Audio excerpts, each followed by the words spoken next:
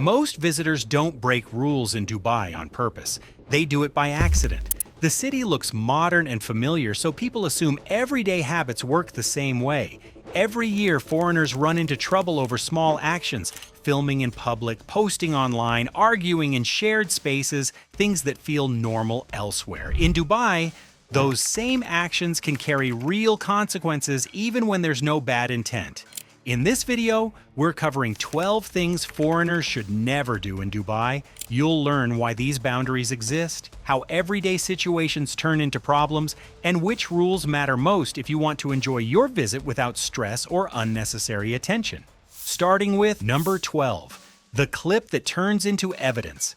It begins with curiosity and adrenaline. You hear shouting, see brake lights, notice a crowd tightening around something serious, and your hand reaches for your phone before your brain catches up. In many countries, recording feels like protection. If anything happens, I have proof. Local law can treat filming incidents as a serious mistake, especially accidents, confrontations, or anything involving emergency response in the United Arab Emirates.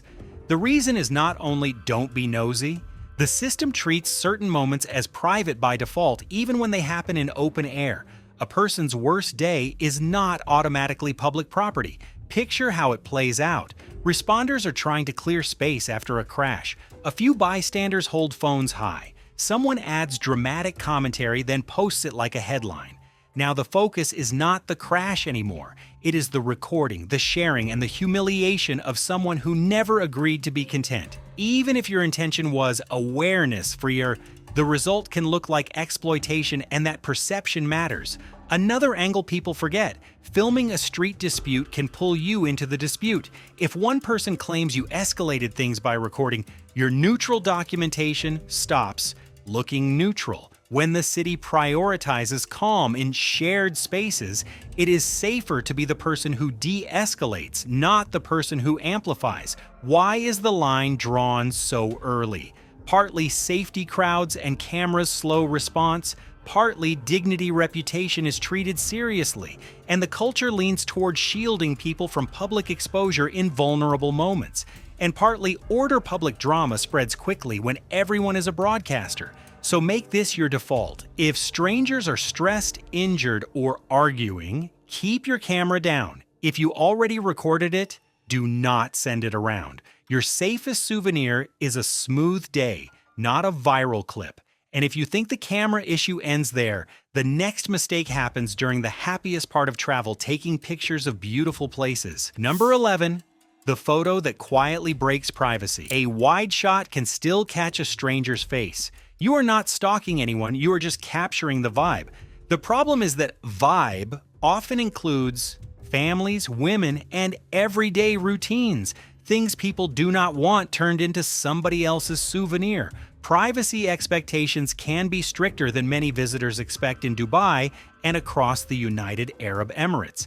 A picture is not always just a picture. Once it is shared, forwarded, tagged, or edited, it becomes exposure. Even if nobody confronts you in the moment, a complaint later can change the entire story.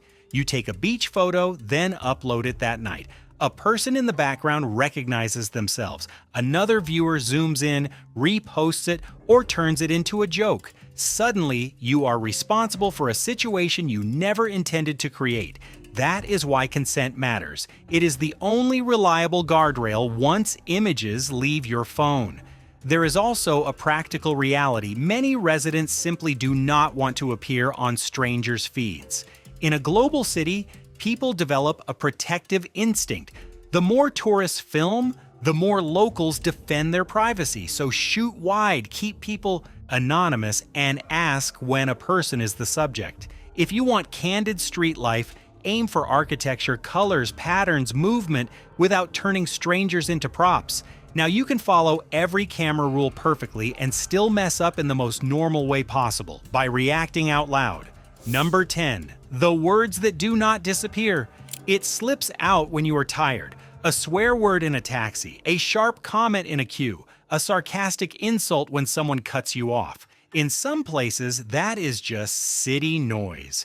Here, public insults and obscene gestures can carry consequences, especially if someone feels targeted and chooses to report it. What matters is not whether you personally consider it harmless. What matters is that public behavior is expected to stay controlled and disrespect is treated as more than venting. Imagine the universal scene. Traffic. Someone merges aggressively. You throw a hand up, mutter something you would never say at work, and assume it evaporates. But there may be cameras, witnesses, or a passenger who feels threatened. A moment that would be forgotten elsewhere can become a formal complaint. There is a second trap: humor. Some travelers try to soften a rude remark by laughing after it. If the other person does not share your humor, laughter can read as mockery, not friendliness. Why is the boundary firm? Because the city is built for smooth flow. With people from countless cultures sharing the same streets and elevators, tolerance for public confrontation is lower. The system discourages sparks before they become fights. Practical rule: when you feel anger rising, choose silence and distance. If you need to complain, do it politely and privately. And if you have a habit of road rage jokes, drop it here. Self-control is not only good manners, it is a travel skill. And the next boundary is trickier because you can break it without saying a single word. Number 9, the attention that crosses the line. Most people do not think of themselves as intrusive. You look because you are curious, impressed, or confused. You are scanning signs, watching the crowd, noticing clothing you do not see at home. That is normal. But persistent staring, following, or unwanted attention can land badly, especially around women. The system tends to protect the person who feels bothered, not the person who claims it was harmless. Intent is not the only factor. Impact matters. You are in a mall, you keep noticing the same person, and you glance again. They notice you noticing. You smile to signal friendliness. They do not smile back. You look again to check their reaction. In your head, you are reading the room. In theirs, you are not giving them peace. Add a comment, a "where are you from?" or "walking too close," and you may cross into behavior seen as harassment. There's also a cultural mismatch. Some visitors treat public space as a place to shoot their shot. Cold approaches can be unwelcome and can be interpreted harshly in the United Arab Emirates. The safer assumption is that strangers want space, not attention, so keep your gaze brief, give distance, and choose social settings where conversation is welcome. If you want to meet people, do it where both sides opted, in events, lounges, communities, not random corridors. And once you understand that public comfort comes first, the next rule feels less like a lecture and more like a shortcut to blending in. Number 8, the outfit that turns you into a scene. Heat makes people pack light. Vacation makes people pack bold. And modern architecture can trick you into thinking the city is automatically casual in every corner. In reality, expectations change by setting. Resorts and pools are relaxed. Many public spaces, malls, older neighborhoods, government offices expect more modest clothing. Most of the time, nobody punishes you, but attention is a form of feedback, and attention can invite conflict. Here's the moment that flips the mood. You walk into a family-heavy space wearing something that would fit a nightclub at midnight. You feel eyes. Someone comments. You respond defensively. Now you are not discussing fabric. You are escalating a public interaction, and escalation is the one thing this city tries to avoid. Also, modest does not mean hot and uncomfortable. It often means simply covering shoulders and thighs and avoiding see-through clothing in shared public settings. That small adjustment makes you blend in, and blending in is underrated travel luxury. Why does this exist? Shared comfort. The city hosts everyone: locals, families, visitors, workers from everywhere. Modesty standards keep mixed public environments calm, and they signal respect for the host culture. So carry a light layer, cover more in malls and similar places, save swimwear for swimming areas. You can still dress well, just dress for the room, not the camera. Now we shift from etiquette to something that can follow you even after you close the app. What you post online. Number 7, the post that can outlive your trip. A phone makes everything feel casual. A story clip, a repost, a sarcastic caption, a complaint about service done in a minute while you wait for an elevator. Many travelers assume a small audience, equals small risk. But digital content is treated as public behavior in the United Arab Emirates. Posts that insult religion, mock the government, defame people, or spread rumors can cross legal lines. Even if you meant it as humor, a screenshot does not care about your tone. And "I deleted it" does not undo the fact that it existed. You are frustrated, you write quickly, and you forget that the post might be read as an accusation. You name a person, show a face, tag a business, call someone a scammer, or make a joke that paints locals as foolish. Back home, that might be venting. Here, it can be interpreted as harming reputation or stirring conflict. There is also the repost trap. You share a clip someone else made, assuming you are distant from it, but to the system, you still amplified it. The safest habit is not be clever, it is be cautious, especially when a post involves locals, religion, or authority. So if you want the low-risk version, post less while you are there. Save critiques for later. Keep captions factual and polite. Avoid jokes about religion, leadership, or culture. If you want to share the trip, share the beauty and the food and the skyline without turning people into targets. And now we go to the category people assume they already understand because they see it everywhere in hotels, but the rules change the second you step into a shared public space. Number 6. The drink that is fine inside, risky outside. Many travelers arrive with a two-world theory: tourist zone versus real life. They assume alcohol stays in the tourist zone, so the rules do not matter much. The reality is more precise. Drinking is generally allowed in licensed places such as hotels, bars, and certain restaurants with age restrictions. The boundary appears when alcohol leaves those spaces or when behavior shifts from calm to disruptive. Public intoxication, loud arguing, and disorderly conduct can attract serious attention. It also matters where you are. Inside a licensed venue, staff are trained to keep things controlled. Outside, the rules shift from hospitality to public order. That is why people get surprised in places like hotel entrances, parking areas, beaches, and sidewalks, spaces that feel like an extension of the venue but are treated as shared public ground. And keep in mind that rules can vary across the country's different emirates, so advice you hear from someone who partied elsewhere may not map perfectly onto Dubai. A good habit is to plan the ending, not only the drinking. Decide how you are getting back before you start. Leave quietly. Keep your voice low. If something annoys you, let it go. The goal is not to be tense, it is to avoid being the loudest story in a place that prefers calm. Here is the classic misread. Someone leaves brunch feeling cheerful. They step into a lobby, wait for a taxi, and their volume climbs. A disagreement starts over a fare. A stranger bumps into them. In many cities, that ends with an eye roll. Here, it can become public disorder, and alcohol becomes the amplifier that makes you look less credible, even if you feel you are being reasonable. Also, do not confuse available with anything goes. The city is polished, but it is not designed to feel like a street festival in every neighborhood.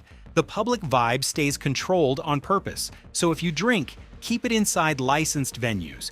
Do not carry drinks outside. Do not test the line. And if you feel yourself getting bold, remember that vacation confidence is how tourists misjudge boundaries. If you do not drink, you might think you are immune from this whole category, but the next tip shows how a habit that feels private can become public instantly. Number 5. The vape that turns into a conversation you do not want.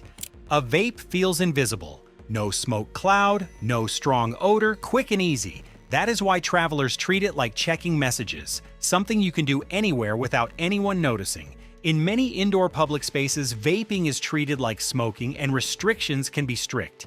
The risk is not only the rule, it is the moment it becomes a public interaction with security.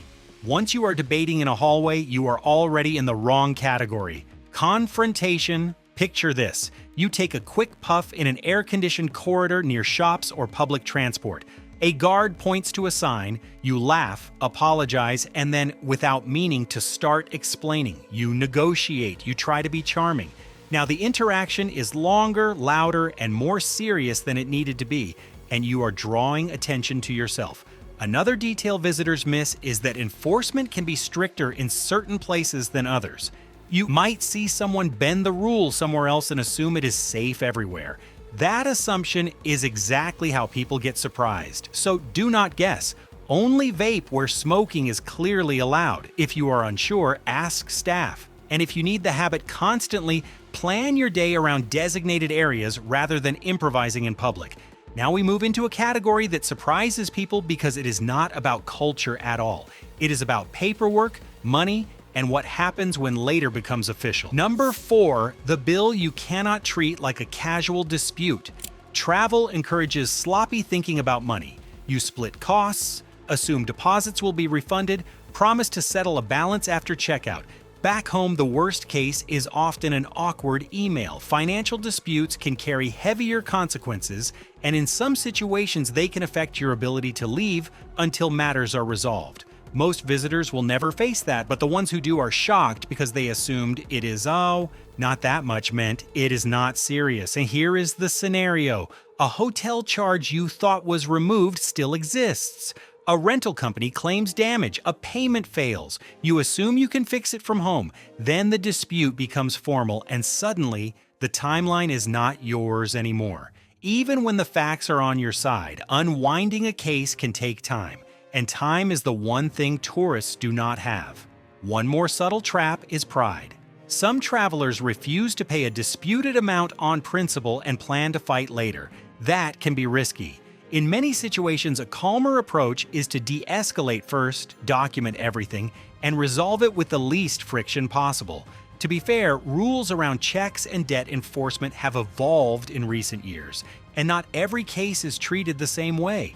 But evolving does not mean harmless. It means your safest plan is still to avoid the dispute entirely. So keep receipts, confirm settlements in writing, and resolve problems early while you have options. The calmest traveler is the one who closes loops before they become cases. Number 3, the daytime snack that breaks the rhythm. Most people drink water without thinking. You chew gum in a taxi, you sip coffee while walking. It is so automatic you do not even register it.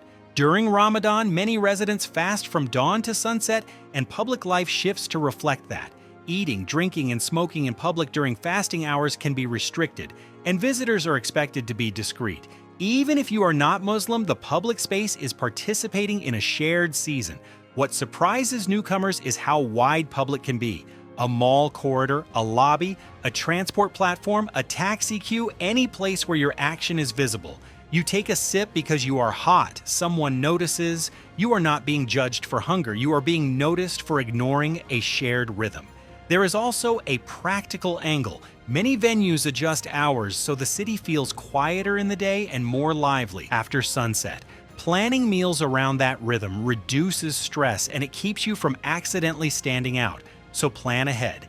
Eat in private or in places clearly serving during the day. Carry water, but drink discreetly. And if you're unsure, follow the room. If nobody is eating publicly, do not be the exception. Before the final 2 tips, let's make this list more useful. Not every never has the same level of risk.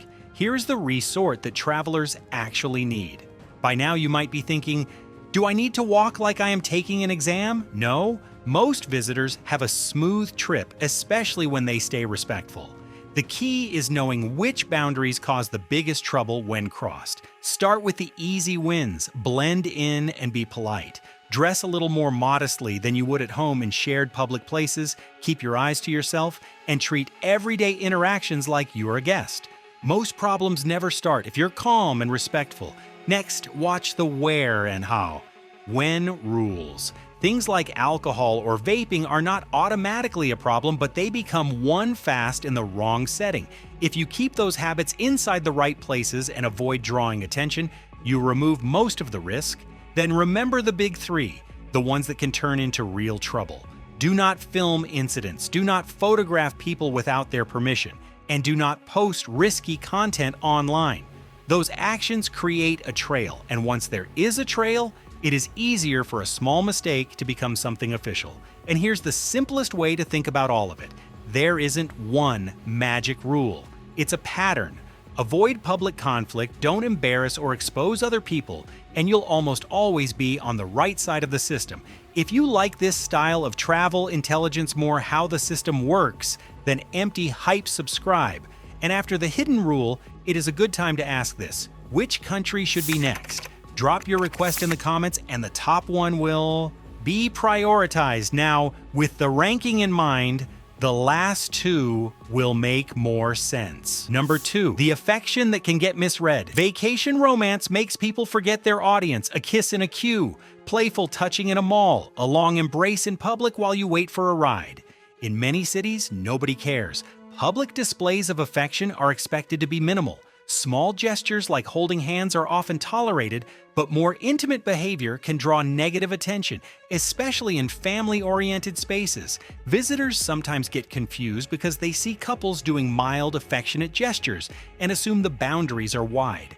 They are often narrower than they look. Here is the moment that changes everything. You act like you are alone, but you are not. You are in a public corridor, not a private lounge. Someone nearby feels it is inappropriate. They complain. Now, the interaction is not about your relationship. It is about public modesty and respect for shared space. There's also a legal versus social gap that confuses people. Some laws have changed over time, and enforcement often depends on setting and complaint. That can make the environment feel relaxed until it suddenly is not. The safest approach is to treat shared spaces as conservative by default and private spaces as where you can fully relax. So keep affection subtle in shared spaces. Save intimate moments for private settings. If you want a rule that rarely fails, act like families are always nearby, because often they are. Now we end with a category that catches even careful travelers because it can happen while you are trying to take the perfect shot of an impressive building. Number 1, the picture that touches a sensitive zone. Your eyes land on symmetry and scale. You see a guarded entrance, an official-looking building, a checkpoint, and your instinct is to capture it. Sometimes you do not even know what it is, you just want the shot. Certain places are treated as sensitive, and photographing them can trigger attention. The risk increases when security is visible, when signs forbid cameras, or when your behavior resembles surveillance, lingering, repeated shots, zoom lenses, filming staff, or aiming at protected infrastructure. Here's the misunderstanding. You think you are doing art. A guard thinks you are collecting information. You laugh and explain, but the context is already wrong. In places with strong security norms, intent is not the only factor. The situation itself matters, and officials may act quickly to stop it. This is also where tourists get fooled by aesthetics. A building can look like a museum and still be an official site. A gate can look decorative and still mark a restricted area. When you are unsure, the conservative choice saves you. So follow a cautious rule. If a place looks governmental, military, heavily guarded, or clearly official, do not photograph it. If a sign says no cameras, treat it as final. And if you are unsure, ask staff or move on. There will be endless scenes worth filming that carry zero risk. You've probably noticed there isn't one magic rule behind all of this. Dubai runs on a simple pattern: protect privacy, keep public spaces calm, and avoid turning everyday moments into public conflict. When you follow that pattern, most situations resolve themselves, even when details change by place or season. If you like learning how countries actually work beneath the surface, subscribe. And tell me in the comments which country you want covered next. In the next video, we're breaking down 12 things Americans should never do in Mexico's small, normal habits that gringos usually learn too late.